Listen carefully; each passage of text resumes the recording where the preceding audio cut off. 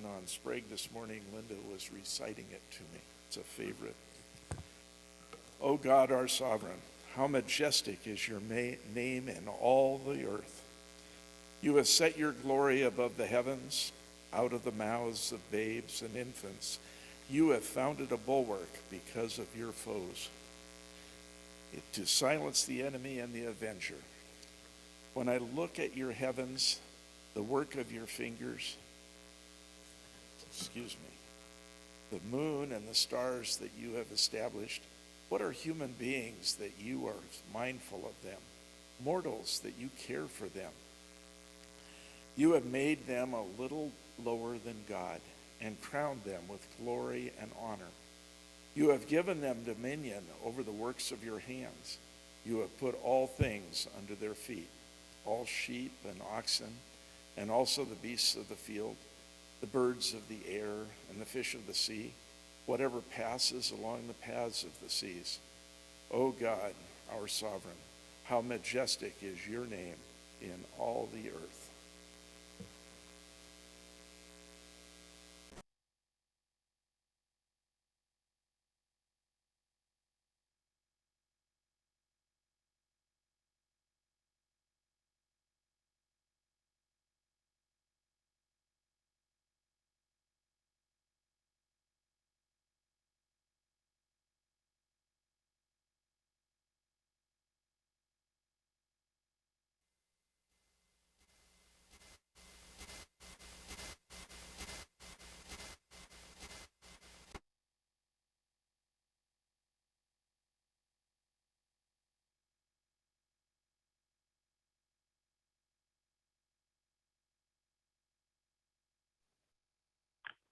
Ron, the pastor, is muted. I can't hear what he's saying.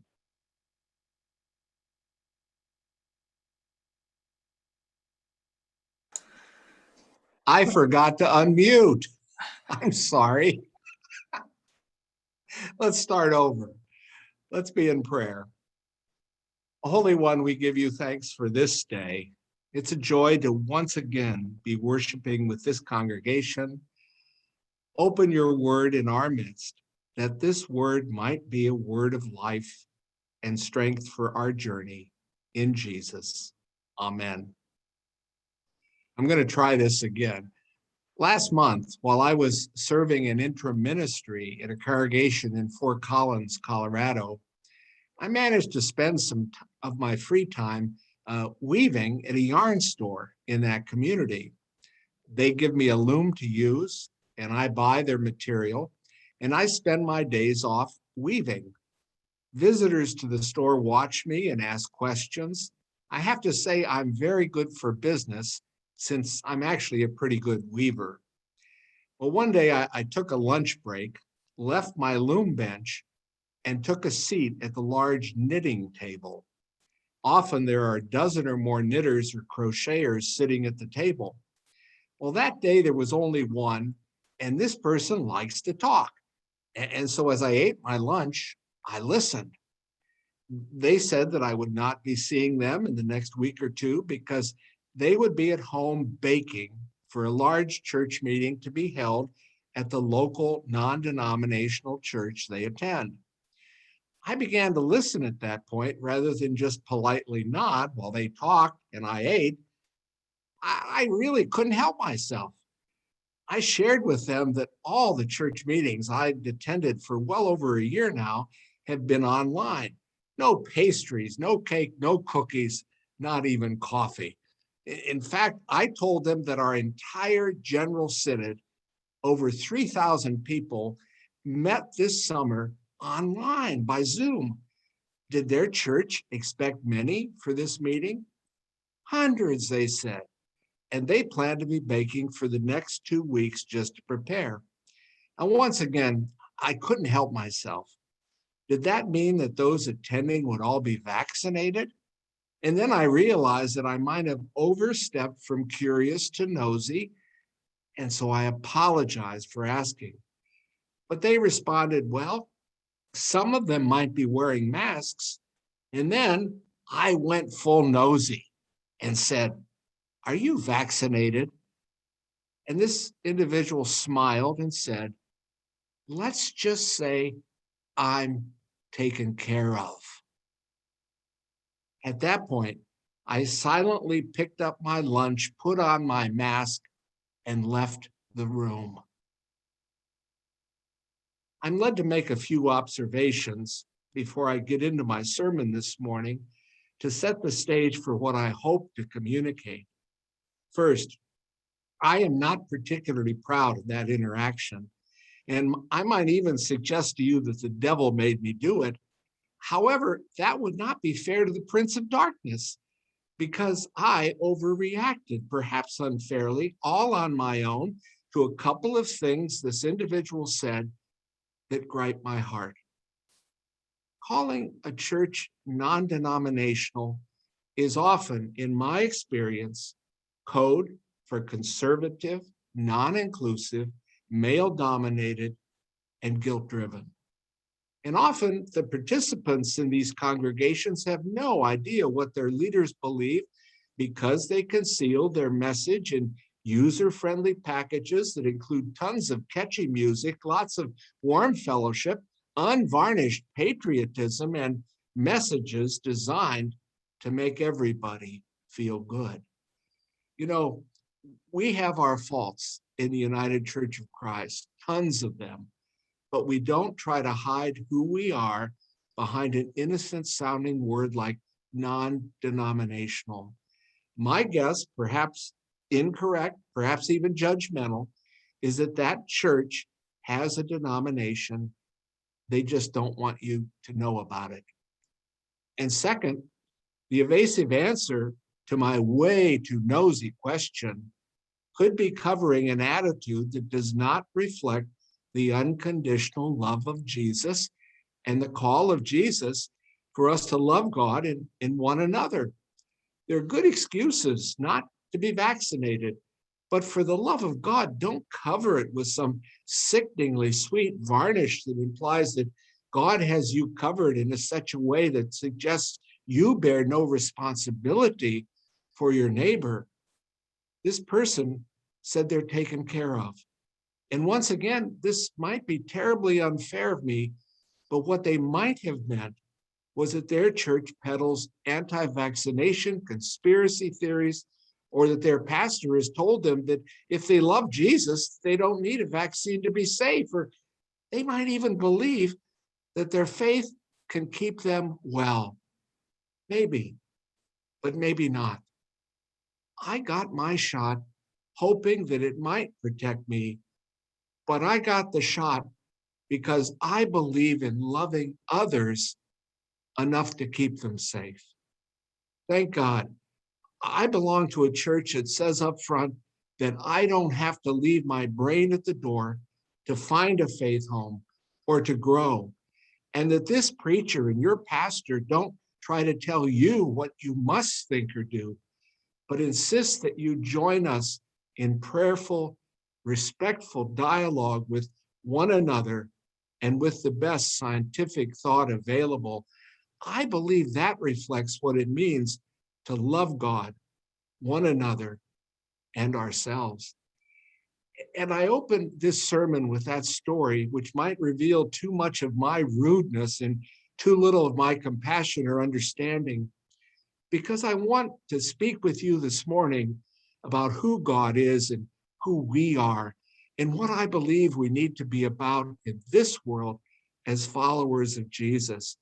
A world where some of the followers of Jesus seem to be up to something entirely different that threatens our future and our freedom, with a belief system that turns the way of Jesus into a power grab and a tool of repression and a rejection of what Jesus said and did. And those are strong words, but let me tell you what I mean. My text this morning is Psalm 8. This is the psalm that went to the moon on Apollo 11. This psalm weaves cosmology, anthropology, and theology into a tapestry answering the three questions that I believe define human existence. Question one, who are we? The psalmist says we're just a tad lower than the angels, and that you and I stand at the pinnacle of God's creation. Question 2, who's in charge? A creator who acts in love and calls us to respond to life and the circumstances within and beyond our control with the same love. Question 3, and this one's a little tricky. What are we supposed to do with our lives? How are we supposed to respond? How are we supposed to live? Now, the faithful answer is Jesus suggested it. You already know. Love God, love our neighbors, and love ourselves. But there's a tiny problem. The psalmist throws in the word dominion. Did you hear it? Dominion, which seems to suggest that the Creator God has given us a job description that we might not like, might not really want, and mine as a collective humanity have messed up royally over the last millennia, especially in the Western European thought world. Here's what I mean by that. This psalm celebrates the reality of the Genesis mandated role of the human being as God's partner in creation. But for the last 1,000 years or so, in places where Christianity dominated, human dominion was too often seen as human control of the earth, with tragic consequences for the environment. This view encouraged the idea that humans had the God-given right to control, to subjugate, and to dominate the creation. Dig it out, drill it out, develop it, exploit it, burn it, transform it, mass produce it, market it, sell it, throw it out, and then start over. Western Christians, in one sense, crucified the earth without seeming to know or understand what they were doing. And this idea spread around the world, empowered by colonialism. But all was not lost, because in recent times, some of the followers of Jesus and other faiths, and often no faith, have begun to take a second look at what dominion over the earth really means. And many of our sisters and brothers, many of us, have repented. The old idea of dominion as domination, and partnered with the best scientists to understand that human actions, energy policies, agricultural policies, and all the rest have consequences, short and long term, for the health of our planet and the survival of our species. Many of our best leaders in the church and elsewhere are saying that to be a Christian or to be a human demands that we become environmentalists, realizing that the actual witness of the biblical writers insists that the earth and all its creatures are our neighbors as fully as the person sitting next to us today. Many years ago, I watched a minister baptize a baby. And as the minister held the little one lovingly surrounded by proud parents and grandparents and a loving congregation, the minister said, "You and I have borrowed the future from this child in how we treat one another, in how we live our lives, and how we take care of this good earth. We make payments on a mortgage we hold on this baby's future." That's exactly how I understand the gift of dominion you and I have been given by God. Now, let me return to the story of my bad behavior at the knitting table and about what I heard and understood, perhaps incorrectly, about my table companion's response to my nosy question about their vaccination status. What I heard in their answer was a different understanding of dominion. What I heard and perhaps projected onto their comment was a set of ideas held by some conservative Christians. They are known as dominionists. They have taken the gift of dominion or partnership with the Holy One in the sacred task of co-creation and turned that idea into a license to dominate and control not only creation, but human destiny. They actually believe that it is the destiny of the United States to be dominated by Christians. They believe that biblical law should determine the law of the land. They deny the separation of church and state. They reject freedom of conscience. They defend their ideas by claiming religious freedom for themselves, while at the same time denying it for others who do not share their political beliefs. This is a Christian nation, they argue. And if you're not a Christian in the same way they are, you should have limited rights, or perhaps no rights at all. One of the strangest sights, if you were paying attention to the insurrection on January 6th, was the number of Protestant Christian flags and crosses being carried by the rioters that day. Did that surprise you?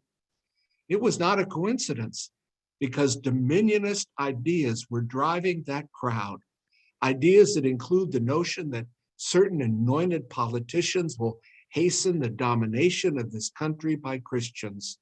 Sure, January 6th was political, but politics partially driven by religious fanaticism is a terrifying undercurrent revealed that day and since in the actions and the attitudes of several prominent politicians, including a few governors, several sitting senators, and members of the House of Representatives. We need to know that. We need to act as the followers of Jesus who know better. Now, in one sense, I have to confess to you, I've gotten a bit carried away by all this. Our progressive and inclusive stands in the United Church of Christ on so many issues urge us to be God's tolerant people, accepting of all, inclusive of all. But you know, when one way of looking at the Christian faith slams the door shut on the rest of us, or enables conspiracy theories that threaten others or the earth or the poor or people of color or immigrants with ignorance, or white supremacy disguised as patriotic piety, then I believe we are called to sing the words of Psalm 8 with renewed devotion. We are God's children, called co-creators by the divine. We are a little less than angels, bearing the very image of the Holy One. We are sisters, brothers, siblings of one human family. We are not miserable sinners worthy of hell, saved by the cross alone. Rather, we are joyful saints, invited by Jesus to follow the way of life. Our wholeness is guaranteed by the one who was broken because of a love that will never let us go. O Lord, our sovereign, how majestic is your name in all the earth. Amen.